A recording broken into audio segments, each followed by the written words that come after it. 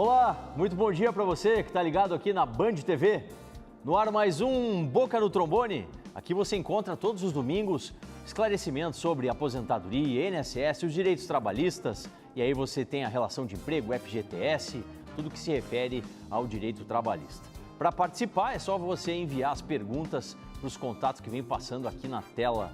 Agora a gente vai saber o assunto dessa semana. A gente já está com um time aqui, olha, de primeira. O meu diretor aí, Pedro Weber, dá a imagem geral aqui pra gente, por favor. Olha só, as meninas que estão me acompanhando. Então quem amplia pra gente o material que é trazido é o repórter Jonathan Bittencourt. Bom dia, doutor Solano. Bom dia a todos que nos assistem neste momento. O assunto desta semana é direitos, violações desses direitos e construções de políticas públicas para as mulheres do Rio Grande do Sul. Para dar o pontapé inicial neste tema, nós viemos até o centro da capital gaúcha, onde temos o parlamento. Nele são construídos vários projetos que tratam justamente das mulheres. Vamos falar com uma delas, a deputada Estela Farias. Nós criamos a Procuradoria Especial das Mulheres, isso por orientação da ONU Mulher, um espaço de acolhimento das mulheres vitimadas pela violência, acolhimento de mulheres que precisam ter o acompanhamento do seu empoderamento, a condição de geração de trabalho e renda, né? E, enfim, de todos os debates que envolvem diretamente as mulheres, né? Temos que especializar mais. Nossa ideia é que a gente tenha um jurídico atuante, né, à disposição. Defesa e promoção dos direitos das mulheres vão além da atuação do poder público. Uma das entidades que tem grande papel nesse sentido é a ONG Temes. A entidade tem 25 anos de história e sede na capital gaúcha. Ela é uma ONG feminista que trabalha com os direitos das mulheres, trabalha com formação, mas chegam várias mulheres aqui na Temes buscando apoio para romper o ciclo de violência, porque elas buscaram a rede e a rede não respondeu à demanda que elas precisavam. Nós, por exemplo, enquanto sociedade civil, enquanto uma ONG, nós estamos fazendo a nossa parte, promovendo os cursos de PLPs, né, que é Promotoras Legais Populares, promovendo o projeto das trabalhadoras domésticas, promovendo ações, roda de conversa, seminários, para fortalecer essas mulheres, para dar conta dessa violação de direito que elas estão sofrendo, né? Mas o Estado precisa cumprir o papel dele. Tá aí a temática de hoje é as mulheres, as políticas públicas, o que o Estado tem oferecido, como tem sido ser mulher no país. E eu convidei então para participar comigo, no nome do CEMAP Sindicato, a diretora Mara Feltz, né? A advogada, doutora Paola, do escritório Outeiro Advogados, doutora Paola Outeiro, a juíza do trabalho, magistrada, doutora em Direito do Trabalho, doutora Valdete Souto Severo, e a advogada, especialista em Direito da Previdência, nossa consultora aqui no Boca no Trombone, a doutora Maíra Mota. Um bom dia a todas as meninas, né? Obrigado por estar com a gente. E já começo aqui com a Mara Feltz. Como que tem sido ser mulher, uma mulher sindicalista? Porque a gente tem visto, Mara, nos últimos tempos, uma restrição de direitos tamanha para servidores públicos, para trabalhadores, em especial para as mulheres. E como que você está nesse lugar que muitas vezes até o governo do Estado, durante essa gestão, tentou, fazer um tapa-boca para vocês, por sindicalistas, em especial as mulheres, não se manifestarem? Pois é. Bom, primeiro, parabéns pelo tema, né? É importante para nós termos esse espaço para poder falar dos problemas que nós enfrentamos. E, especialmente no ano de eleições, nós temos o seguinte, que nós temos que politizar as eleições. As mulheres são a maioria da população, nós somos parte do processo do mercado de trabalho e na hora de exercer nossos direitos de votar, sim, nós esquecemos de que nós temos que votar em pessoas que têm um compromisso com as nossas dificuldades, com as nossas bandeiras. Claro. E nós, assim, o que nós temos assistido, por exemplo, eu enquanto papel sindicalista, fui formador da CUT durante muito tempo, coordenei a Escola Sindical Sul, e nós fazemos projetos de formação para as mulheres lá. Eu disse o seguinte, olha, vocês têm que estar nas mesas de negociação. Nós temos que estar na mesa de negociação, levando a nossa pauta, disputando, dizendo o que nós precisamos de fato, de verdade. Não só na mesa de negociação com os patrões, mas também nos conselhos, e é muito importante a iniciativa que a deputada Estela apresentou aí na entrada do programa. Sim, sem dúvida. Doutora Paula, a senhora é especialista na defesa dos servidores, né? As servidoras públicas têm sofrido muito, têm tido mazelas, têm tido questões que devem ser olhadas pelo Poder Judiciário com mais carinho? Sim, eu acho que todas as mulheres enfrentam bastante dificuldade, né, na nossa sociedade, mas em especial a servidora pública que está tendo o salário parcelado, né? Eu acho que é mais difícil ainda administrar tudo, o trabalho, o estudo, os filhos, né, a casa, a família, o casamento. Né? Acho que a liberdade até também fica um pouco restrita porque acaba dependendo do marido um pouquinho mais, né? Então, não é fácil mesmo e eu como advogada dessa parcela, assim, da sociedade, posso dizer que a gente tem sido bastante procurado, sim. Sim. Doutora Valdete, juíza do trabalho, especialista em averiguar, examinar o andamento dessas demandas em que as mulheres muitas vezes sofrem assédio, né? É algo que é muito comum, há várias campanhas de várias entidades no sentido de proteção das mulheres. Como que a senhora tem visto com os olhos ali da Justiça do Trabalho, a senhora que também é diretora da FEMARGS, né? Que ministra a aula ali para os operadores de direito, como que tem sido isso no seu olhar? Tem que ser mais protetivo justamente para a classe das mulheres? Solano, eu não tenho dúvida de que as mulheres ainda enfrentam uma barra no ambiente de trabalho, na família. E o que a Mara falou é muito importante, a gente está em ano de eleição. Né? Nós temos um candidato, por exemplo, que se declara machista e misógino. A misoginia é um problema grave no Brasil. É evidente que também entra nas relações de trabalho, sim. A gente vê isso nos processos, a questão do assédio sexual, sim. A dificuldade que a mulher tem com a dupla jornada. Mas acho que extrapola um pouco até as relações de trabalho. E é por isso que é tão importante o tema desse programa de hoje. E enquanto tu falavas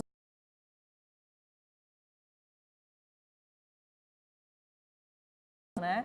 E eu estava me lembrando que quando nós tínhamos uma presidenta mulher e houve um aumento de combustível, a reação foi extremamente misógina. Foi. Eu não sei se vocês lembram, sim, tinha adesivos nos carros, que era de uma agressão à condição de mulher. Desproporcional, né? Completamente desproporcional. Né? Hoje a gente enfrenta um problema muito maior e essa agressão ao gênero não acontece. Sem então, dúvida. Me parece, nada mostra com maior clareza o quanto a gente ainda tem a caminhar no Brasil com essa questão de Doutora Maíra, a senhora que é nossa consultora e esteve ao nosso lado ano passado quando a proposta de reforma à Previdência, né, trazia aí restrições inúmeras e maiores, muito grandes, justamente com as mulheres. Como é que é a sua visão, esse carinho previdenciário, ele tem que existir mais ainda? Eu acredito que ele tem que ser mantido, na verdade, né? Acho que a gente está caminhando para passos pequenos e lentos, mas caminhando para um movimento de igualdade, né? De isonomia, talvez. De igualdade, acho que um pouco mais complexo, né? Mas de isonomia dentro do mercado de trabalho, onde a mulher tem se colocado com mais frequência, tem sido um número maior de mulheres, mas a proteção continua tendo que ser isonômica, ou seja, eu continuo tendo que dar um tratamento diferenciado para homens e para mulheres em razão das suas diferenças naturais. A mulher ainda continua tendo dupla jornada de trabalho, continua ainda recebendo os mais baixos salários em razão dos cargos mais baixos também, em que pese ela tenha maior escolaridade, né? Mas acho que um detalhe mais importante que eu queria destacar é que a mulher, em que pese todas as dificuldades que ela enfrenta, ela ainda é a que mais cuida da sua previdência. Verdade. Que bom, né? Que bom, pelo Excelente. menos isso, né? Esse cuidado das meninas. Bom, interatividade, as dúvidas sobre previdência vão chegando. A Doris Ribeiro, começamos com uma mulher também, lá de Pelotas. Gostaria de saber se demora muito tempo depois de fazer o requerimento para me aposentar, doutora Maíra. Bom dia, dona Doris. O INSS, por lei, tem 45 dias para dar a resposta de todos os requerimentos de benefício, né? Entretanto, esse prazo não vem sendo conseguido, né? O INSS não vem conseguindo cumprir em razão de um aumento expressivo no número de benefícios que vem sendo solicitados. O Marcos de Santa Cruz diz assim: trabalho de eletricista de redes aéreas, ganho 30% de periculosidade. Que tempo de contribuição preciso para me aposentar? E se a reforma previdenciária mudou alguma coisa? A reforma ainda não foi aprovada, claro. né? Então continuam vigentes as mesmas leis. Como ele trabalha com eletricidade bem acima de 250 volts, ele vai conseguir, se ele conseguir comprovar 25 anos de contribuição nessa atividade, com PPPs e laudos tranquilos, ele consegue se aposentar aos 25 anos ou 35, caso não seja o tempo, com a conversão do tempo. E o Paulo lá de Estrela diz assim, estou pleiteando a aposentadoria especial. Essa que a senhora estava falando. Se eu ganhar a aposentadoria, tenho que sair da empresa que eu estou trabalhando? Tema bastante polêmico que ainda está pendente de julgamento no STF pelo tema 709, né? Em tese, sim, porque a legislação previdenciária determina. Entretanto, a Constituição Federal diz que o exercício é livre de qualquer atividade de trabalho. Então, tem essa incongruência que o STF está para decidir. Olha, tem uma pergunta de vídeo que chegou para a gente, né? Nova modalidade. Todo mundo aí pode encaminhar também a sua questão, né, através do vídeo, só colocar ele no celular, na horizontal, mande pra gente, faça como fez o seu Eutanir, lá de Sapucaia.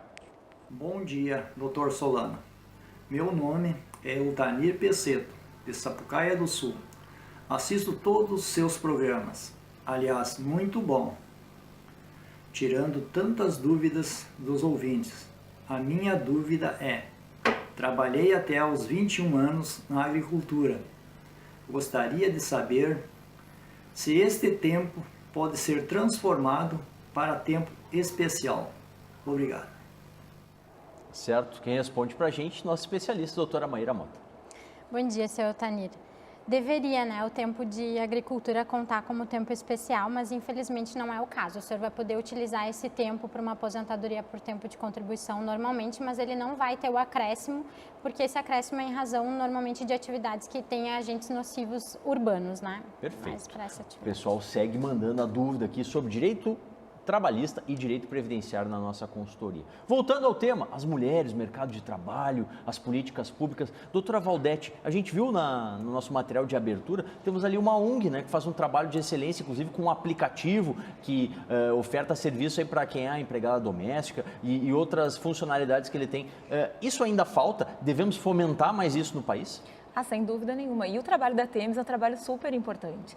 E toca numa questão, especialmente na aproximação que faz com as empregadas domésticas, que é uma chaga ainda na história das relações de trabalho no Brasil. Sim. Porque veja que a gente teve uma lei aprovada sob chuvas e trovoadas que ainda assim não equipara a trabalhadora doméstica ao trabalhador urbano. Quer dizer, a trabalhadora doméstica não tem até hoje reconhecido, por exemplo, o direito ao adicional de insalubridade. Então existe um trabalho muito grande a ser feito e a Temis vem desenvolvendo, eu tenho contato com as gurias e esse trabalho é sem dúvida fundamental. Doutora Paola... A regulamentação foi muito ruim também, né? A regulamentação foi péssima. Foi péssima. O que elas tinham de avanço foi comemorada, ao longo dos anos. Aí quando a gente comemorou a lei, aí quando foi... Olhar com calma. Quando foi feito a regulamentação, um passo atrás. Aquilo que nós tínhamos conquistado...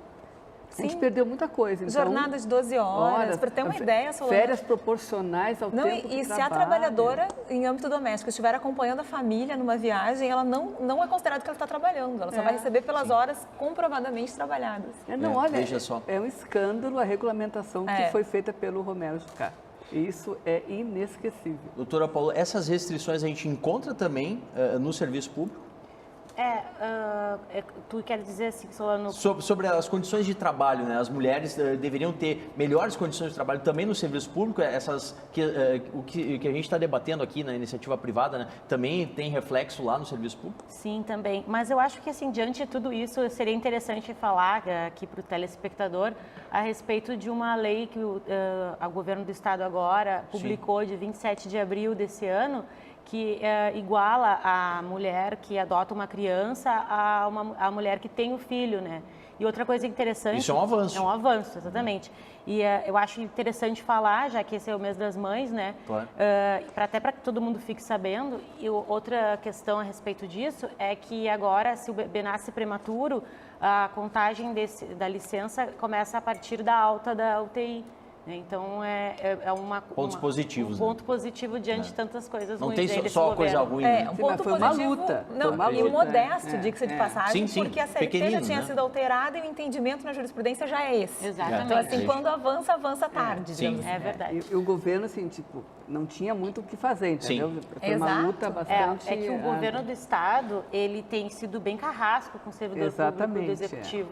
Então, acho que isso até é até surpreendente, de certa forma, para este ano. Mas que bom que temos também notícias boas. Intervalo, a gente vai para o nosso break, daqui a pouco a gente volta com mais Boca no Trombone. Olha, o tema hoje, gente, mulheres, acesse as nossas redes sociais, mande as suas questões, interaja conosco aqui no Boca, no seu ano 29. Muito mais espaço para os trabalhadores e para os servidores públicos.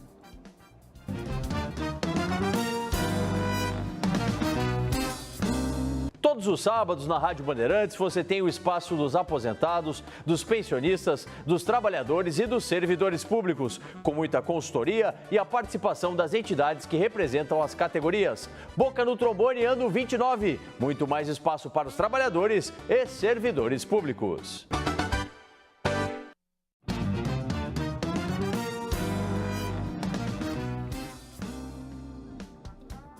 Voltando com o Boca no Trombone na manhã do seu domingo, valeu, obrigado pela sua grande audiência em todo o estado do Rio Grande do Sul.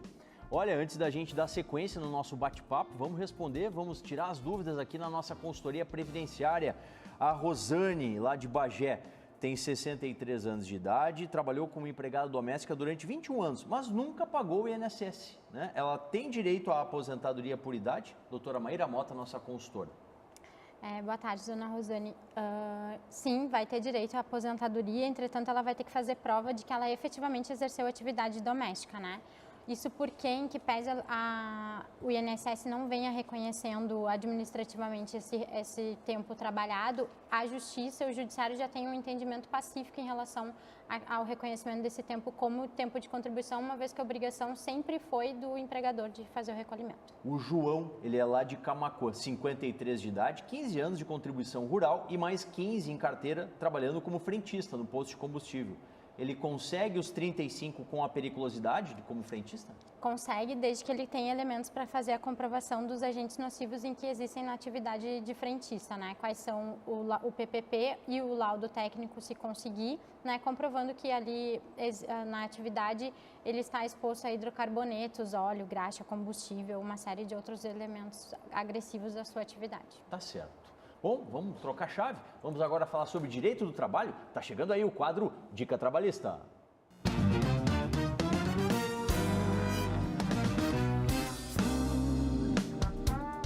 Muito bom dia, Dr. Paulo André Solano, muito bom dia aos amigos do Boca. Vamos diretamente às questões aí do nosso quadro Dica Trabalhista. A Leda, de Pelotas, ela diz que trabalha como costura desde 1991. E ela quer saber se tem direito a alguma indenização, pois ela pretende se aposentar agora em julho. E ela diz que trabalha sem carteira assinada e é autônoma.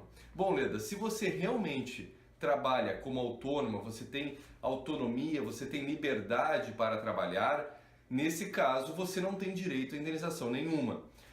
Caso o seu trabalho seja exercido, no entanto, para uma pessoa jurídica ou para uma pessoa física com subordinação, recebendo ordens e de maneira habitual, é provável que exista um vínculo de emprego aí, e aí sim você teria direito às indenizações rescisórias e ao reconhecimento do próprio vínculo. Portanto, eu aconselho você, Leda, a procurar um advogado aí da sua região e levar esse caso para ele, tá bom? Sheila de Pelotas, trabalhei de empregada doméstica com carteira assinada durante 3 anos e 6 meses. Contribuí todo esse tempo para o INSS. Fui mandada embora com suspeita de gravidez, o que acabou se confirmando. Meu filho possui atualmente 2 meses. Ela quer saber se tem direito ao auxílio maternidade e de quantos meses. Sim, Sheila, você tem direito ao auxílio maternidade. 120 dias é o prazo atual. Existe uma lei tentando aumentar esse período para 180 dias, mas por enquanto o que está vigendo é esse prazo de 120 dias. E digo mais, você teria até direito à reintegração ao emprego, porque você, como empregada doméstica, também possui a garantia de emprego. Procure um advogado aí da sua região. Doutor Solano, por hoje era isso. Um bom dia, um bom trabalho a todos. Obrigado ao doutor Marcelo Armiliado de Jesus, que faz parte do nosso time de consultores aqui no Dica Trabalhista. Bom, hoje a pauta é com as meninas aqui, falando sobre as mulheres, políticas sociais. Eu quero trazer um tema polêmico agora, começando por você, Mara Feltz. Feminismo.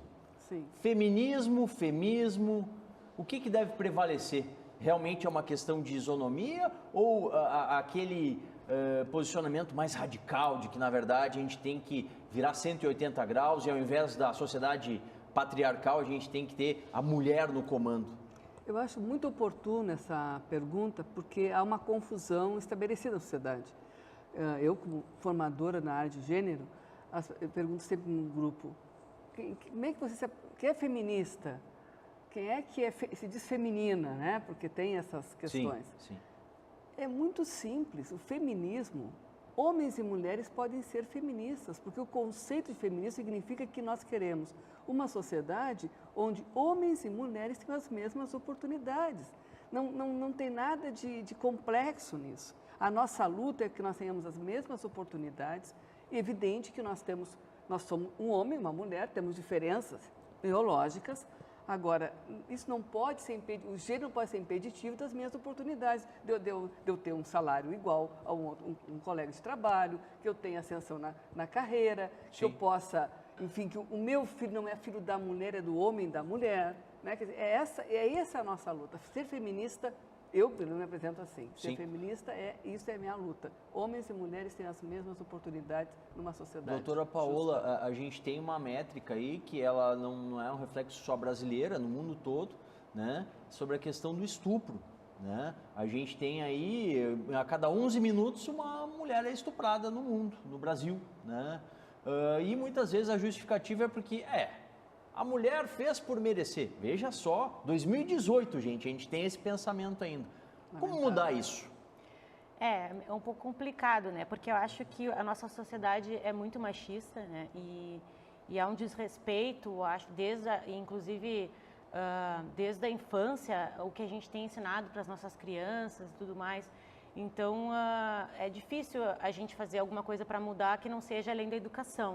E a família precisa conversar, explicar desde jovem para essa menina, para os meninos também, a importância que a mulher tem e o respeito que tem que ter em relação à mulher. Doutora Valete? Eu até ia dizer sobre isso. Eu tenho um filho de 17 anos e ele, quando era menor ainda, me perguntou, mas por que essa história de feminismo? As meninas podem fazer as mesmas coisas que nós. E o exemplo que eu dei para ele foi justamente esse. Ele era bem pequeno ainda, eu disse, filho, olha só, uma mulher, desde que nasce até quando morre, ela tem medo de ser estuprada. Ela passa a vida inteira com esse medo. O homem não sabe nem dimensionar o que é isso. Então, essa é uma diferença substancial. E aí, Solano, acho que é importante falar, já que a gente está tratando desse tema, que a gente tem uma PEC no Congresso tramitando, uma proposta de alteração da Constituição para tentar criminalizar ainda mais a prática de aborto. E todas as pesquisas que nós temos mostram que a maioria absoluta dos abortos são feitos em razão de impossibilidade de manter uma criança ou porque resultado de um estupro. E aí, essa acaba sendo uma questão de política pública e de injustiça social. Exatamente. Porque as mulheres que têm condições fazem aborto em clínicas particulares. Exato. E as que não têm acabam tendo que fazer em clínicas clandestinas e morrendo. Se expondo, né? Muitas morrendo. Exatamente. Doutora Maíra, a gente até já falou aqui 2018, ano de eleições, né? E a gente não tem uma paridade, né, entre homens e mulheres, seja no Poder Executivo, seja no Poder Legislativo. Não é a hora também das mulheres mostrarem a sua cara, temos mais candidatas aí e, enfim, compormos aí tanto o Poder Legislativo como o Executivo de uma forma mais isonômica?